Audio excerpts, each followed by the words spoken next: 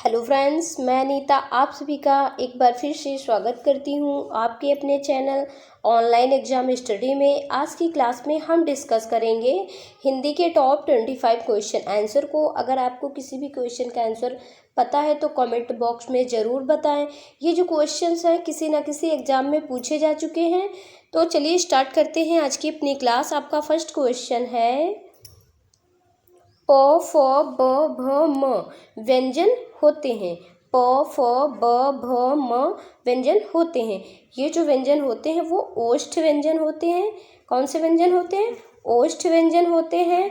बाकी ऑप्शन की बात करें तो दंत व्यंजन त, थ, द, ध, न, ये दंत व्यंजन होते हैं। तालव्य च, छ, ज, झ, इया, ये तालव्य व्यंजन होते हैं। कंठ की बात करें तो क, ख, ग, घ, अंगा, ये जो व्यंजन है वो कंठ व्यंजन कहलाते हैं या होते हैं। यहाँ जिसका राइट ऑप्शन होगा ऑप्शन बी होगा, ओष्ठ है। प्रश्न नंबर 2 है कंठ तालव्य कौन सा है? कंठ तालव्य कौन सा है? इसका जो राइट ऑप्शन होगा यहाँ पर ऑप्शन सी होगा। ए और आई जो होते हैं वो कंठ तालव्य होते हैं। ऑप्शन सी यहाँ पर सही होगा। प्रश्न नंबर 3 है वर्तनी की दृष्टि से दिए गए विकल्पों में से अशुद्ध विकल्प चुनिए। वर्तनी की दृष्टि से दिए गए विकल्पों में से अशुद्ध विकल्प को चुनिए। इसका जो सही उत्तर होगा ऑप्शन सी होगा। व्यंग जो है वो यहाँ पर अशुद्ध लिखा हुआ, जबकि इसको इस तरीके से लिखेंगे व्यंग्य। क्या लिखेंगे? व्यंग्य होता है, व्यंग ना होकर के व्यंग्य होता है। यानी ऑप्शन सी यहाँ पर अशुद्ध था। बाकी महीना, पूजनी, ये दोनों ऑप्शन सही थे। प्रश्न नंबर 4 है निम्नलिखित में शुद्ध वर्तनी वाला शब्द है। निम्नलिखित में शुद्ध वर्तनी वाला शब्द है। राइट ऑप्शन ऑप्शन ए होगा। कवयित्री जो है वो शुद्ध वर्तनी का शब्द है, यानी ऑप्शन ए सही होगा। प्रश्न नंबर 5 है कौन सा वर्तनी की दृष्टि से शुद्ध है? कौन सा वर्तनी की दृष्टि से शुद्ध है? इसका जो सही उत्तर होगा ऑप्शन ए होगा। निरहंकारी जो है यहाँ पर वो ऑप्शन ए सही है। बाकी पैतृक की बात करें तो पैतृक इस तरीके से लिखेंगे, पैतृक इस तरीके से लिखेंगे। जागृत की बात करें तो जागृत को हम इस तरीके से लिखेंगे, जागृति। क्या लिखेंगे? जागृति। निर्दयी को हम लिखेंगे इस तरीके से, निर्दयी, इस तरीके से लिखेंगे। यानी ऑप्शन ए यहाँ पर राइट होगा, ए निरहंकारी। बाकी ऑप्शन हमने डिस्कस कर दिए हैं। प्रश्न नंबर 6 है निम्नलिखित में कौन असंगत है? क्वेश्चन में असंगत पूछा है। दीर्घ संधि कवींद्र, गुण संधि परमेश्वर, वृद्धि संधि जलौध, यड़ संधि नायक। ऑप्शन डी यहाँ पर असंगत है। यहाँ पर नायक में अयादि संधि होगी। कौन सी संधि? अयादि संधि, अयादि संधि होगी। इसका जो विच्छेद होगा होगा नए, नए धन अक। क्या होगा? नए धन अक बराबर नायक। कवींद्र का होगा कविधन इंद्र। इसका क्या होगा विच्छेद? कविधन इंद्र, कविधन इंद्र होगा। परमेश्वर को परम धन ईश्वर होगा। जलौध का जल, ऑप्शन यहाँ पर ऑप्शन डी राइट होगा, यड़ संधि। प्रश्न नंबर 7 है इत्यादि शब्द में कौन सी संधि है? इत्यादि शब्द में यड़ संधि, ऑप्शन ए सही है, यड़ संधि। प्रश्न नंबर 8 है नयन का शुद्ध संधि विच्छेद है। नयन का शुद्ध संधि विच्छेद है। इसका जो सही उत्तर होगा ऑप्शन ए होगा, ने धन अन बराबर नयन। ऑप्शन ए सही है। प्रश्न नंबर 9 है मनः रमा में संधि करने से जो शब्द बनेगा उसका संबंध किस संधि से होगा? मनः धन रमा, यहाँ पर जो विसर्ग लगा है इससे हम समझ सकते हैं कि यहाँ पर विसर्ग संधि होगी। इसका जो शब्द होगा वो होगा मनोरमा। क्या होगा? मनोरमा। यानी इसका विच्छेद, मनोरमा का विच्छेद जो है वो मनः धन रमा है। यहाँ पर ऑप्शन ए सही होगा, विसर्ग संधि यहाँ पर होगी। प्रश्न नंबर 10 है, वचनामृत शब्द में कौन सा समास है? वचनामृत शब्द में कर्मधारय समास है। ऑप्शन सी यहाँ पर सही होगा। बहुव्रीहि समास में कोई पद प्रधान नहीं होता है, कोई तीसरा पद प्रधान होता है। द्वंद्व समास में दोनों पद प्रधान होते हैं। द्विगु समास में जो प्रथम पद होता है वो संख्यावाची होता है। प्रश्न नंबर 11 है, निम्नलिखित में किसमें द्वंद्व समास है? निम्नलिखित में किसमें द्वंद्व समास है? इसका जो सही उत्तर होगा ऑप्शन सी होगा। आचार विचार शब्द में द्वंद्व समास है। सद्भावना में कर्मधारय समास है। सद्भावना शब्द में कर्मधारय समास है। अष्टाध्यायी में द्विगु समास है। क्या है? द्विगु समास है। लंबोदर में बहुव्रीहि समास है। कौन सा?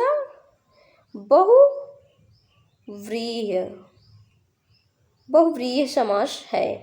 यानी ऑप्शन सी यहाँ पर सही होगा। आचार विचार में द्वंद्व समास है। प्रश्न नंबर 12 है, तुलसीकृत में समास है। तुलसीकृत में समास है। राइट ऑप्शन डी होगा, तत्पुरुष समास। प्रश्न नंबर 13 है, निम्नलिखित में हस्ती किस शब्द का तत्सम रूप है? निम्नलिखित में हस्ती किस शब्द का तत्सम रूप है? यहाँ जिसका राइट ऑप्शन होगा ऑप्शन सी होगा, हाथी का। हस्ती जो है वो तत्सम रूप हाथी का है। ऑप्शन सी सही होगा। अगर हमारी क्लास आपको अच्छी लग रही हो तो वीडियो को जरूर लाइक करें, कमेंट करके जरूर बताएं। प्रश्न नंबर 14 है, आल्पिन किस भाषा का शब्द है? आल्पिन किस भाषा का शब्द है? इसका जो राइट ऑप्शन होगा ऑप्शन सी होगा, पुर्तगाली। आल्पिन पुर्तगाली भाषा का शब्द है।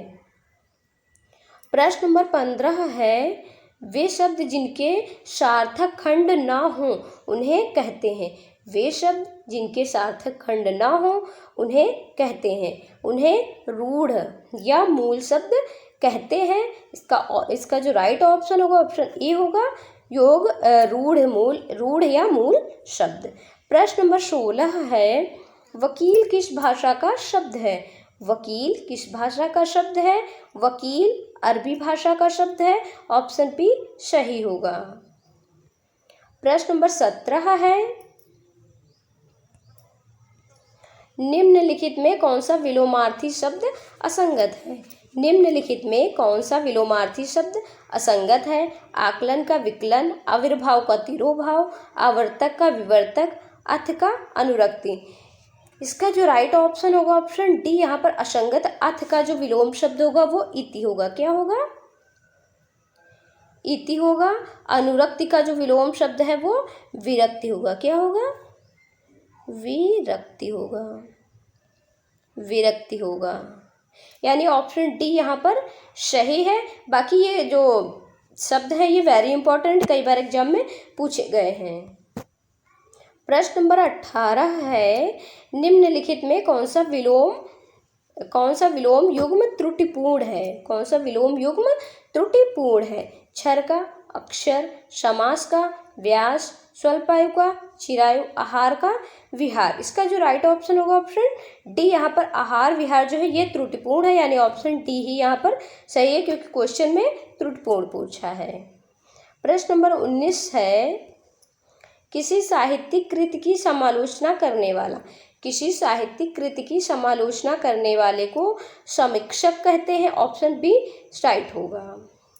प्रश्न नंबर 20 है, वह कवि जो तत्काल कविता करे के लिए एक शब्द है।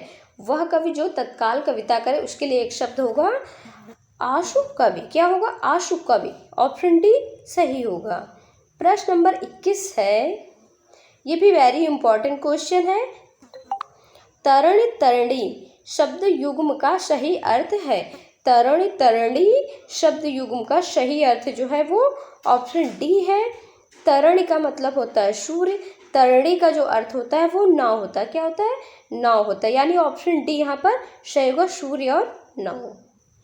प्रश्न नंबर 22 है, चेहरे पर हवाइयाँ उड़ना का अर्थ है। चेहरे पर हवाइयाँ उड़ना का अर्थ है घबरा जाना। क्या होगा? घबरा जाना। ऑप्शन बी सही होगा। प्रश्न नंबर 23 है, निम्न में स्त्रीलिंग शब्द कौन सा है? निम्न में स्त्रीलिंग शब्द शोभा है। क्या है? शोभा है। ऑप्शन ए सही होगा, शस्त्र पालन नृत्य। ये जो शब्द है वो पुल्लिंग में है। किसमें है? पुल्लिंग में है, यानी ऑप्शन ए यहाँ पर राइट होगा। प्रश्न नंबर 24 है, इनमें से कौन सा शब्द सदैव बहुवचन में प्रयुक्त होता है? इनमें से कौन सा शब्द सदैव बहुवचन में होता है? ऑप्शन ए राइट होगा, प्राण जो है वो सदैव बहुवचन में प्रयुक्त होने वाला शब्द है। ऑप्शन ए राइट होगा। प्रश्न नंबर 25 है, कंकन किंकिन नुपुर धुनि शून्य में कौन सा रस है? कंकन किंकिन नुपुर धुनि शून्य में कौन सा रस है? इसका जो राइट ऑप्शन होगा ऑप्शन ए होगा, यहाँ पर वात्सल्य रस है। आई होप ये क्लास आपको अच्छी लगी होगी। अगर क्लास आपको अच्छी लगी हो तो वीडियो को एक लाइक ज़रूर करें, कमेंट करें। चैनल पर अगर आप हमारे नए हैं तो चैनल को ज़रूर सब्सक्राइब करें, जिससे आने वाली वीडियो की नोटिफिकेशन सबसे पहले आपके पास पहुंचे। तो मिलते हैं नेक्स्ट वीडियो में, तब तक के लिए जय हिंद। Thanks for watching.